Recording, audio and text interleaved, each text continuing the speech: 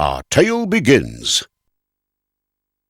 It had been snowing all evening, and the grey city of Nuremberg, famous for its toys, had been magically transformed into a winter wonderland. Christmas Eve celebrations were well underway in the Strawborn's grand ballroom. Guests were treated to a lavish feast of festive fare, while others danced around the beautiful Christmas tree. From the heavily adorned boughs of the fir tree hung sparkling glass ornaments, sweet sugar plums, and hundreds of candles twinkling like stars. The last guest to arrive was Godfather Drosselmyer, bringing with him his special gifts for Mademoiselle Clara and her younger brother, Monsieur Fritz. Clara was presented with 2 life-size magical dolls, Harlequin and Columbine, and Fritz a box of toy soldiers. Neither child had noticed the unusual gift, which had magically appeared from behind them. This ugly little fellow, a wooden nutcracker, was shaped like a little man, with a white cotton beard and a cheerful smile from ear to ear. Though it was a small gift, Clara noticed the sweet nature of his face and instantly fell in love. Bong, bong, bong. The clock struck midnight.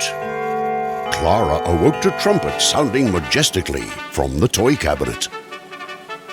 With a thunderous crack, the floorboards splintered and split, up through which came a scampering of mice. Squeak, squeak. They were gathering like an army to attack. Their ruler was the Mouse King, who had 7 crowns. Awake, everyone! It's time to fight. The Mouse King has come tonight. Take up your shields, take up your swords, for now is the time to make things right. Fritz's toy soldiers took their battle positions. The Nutcracker signaled. Hello, you noisy pack of mice. You've come to meet your doom. My army is ready to crush you. Let us battle in this room. Nutcracker fought bravely, but the Mouse King was stronger. Quickly, Clara threw her slipper with all her might at the Mouse King. With a hiss, the Mouse King sank to the floor. Magically, the curse was broken, and the Nutcracker was transformed into a handsome prince. The prince bowed to Clara and placed one of the Mouse King's sparkling crowns upon her head, while exclaiming, "Thank you for saving my life. Please come with me to the land of sweets, and we will celebrate the defeat of the Mouse King." Clara and the Nutcracker Prince journeyed all night in a jeweled swan-shaped boat, pulled by 2 golden dolphins. They floated across the rose-scented waters of Lake Rosa, where little hazelnut fish played in the waves. In a clearing within the Christmas woods, exquisite snow fairies danced all around them, beckoning them on. "This is more beautiful than anything I have ever seen," Clara whispered. At last, the whirling snowflakes cleared, revealing the land of sweets. Clara gasped in delight as she realized everything was made of lollipops, candy canes, toffee, chocolate, and towers of meringue. Why, you can eat everything here. And there, rising above the sugar plum grove, stood Marzipan Palace. Within the dazzling toffee palace, Clara and the Nutcracker Prince were treated to a royal banquet of scrumptious sweets and exotic dances performed one by one from faraway lands. From Japan, tightrope walkers arrived, balancing parasols of fairy floss. while Spanish dancers spun Christmas candy into canes. Turkish belly dancers presented rose-flavored Turkish delight, heralding a floating rug on which knelt two Arabian knights, pouring sweet, thick coffee.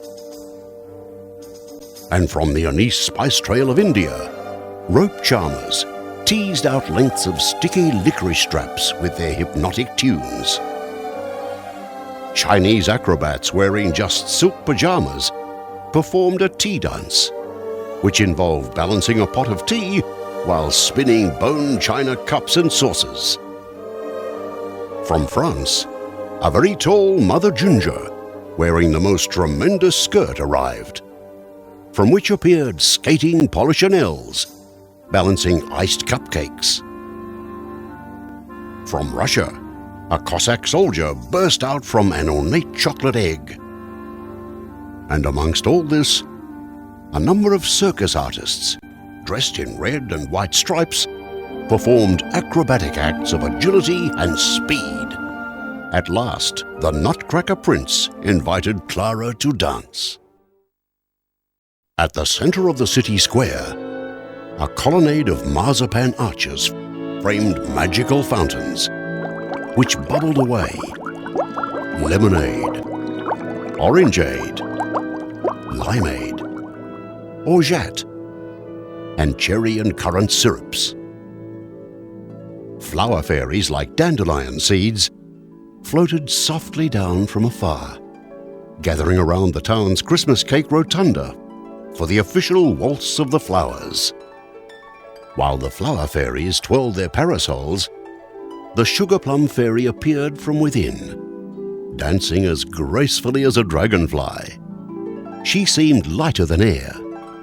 Hers was the loveliest dance of all. At last, the Nutcracker Prince and Clara waltzed. As the mist swirled around Clara, she thought everything and everyone here was so lovable and so full of life. She said, "If only I could stay here forever." Clara felt quite sleepy as she waltzed around with the prince.